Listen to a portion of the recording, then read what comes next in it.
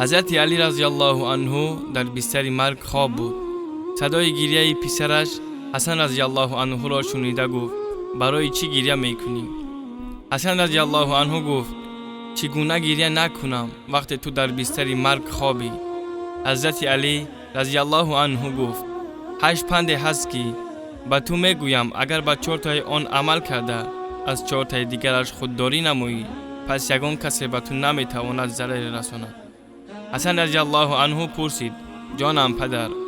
حضرت علی رضی الله عنه گفت یکم بهترین ثروت عقل است.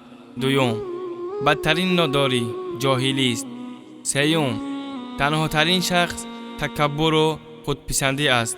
و چهارم بهترین خصلت انسان اخلاق خوب است. حسن رضی الله عنه گفت 4 تای دیگرش چی؟ علی رضی الله عنه گفت از دوستی با آدمان نادان خودداری نما، زیرا آنها به جای فایده به تو ضرر می آورند.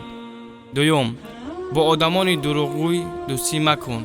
سوم با ممسکان دوستی مکن، آنها تو را در ایام تنگدستیت تنها می گذارند. و چهارم با خائنها دوستی مکن، آنها تو را خواه و نخواه روز می فروشند. و السلام علیکم و رحمت الله و برکاته. مسلما كنت وأبقى مسلما تشهد الأرض بهذا.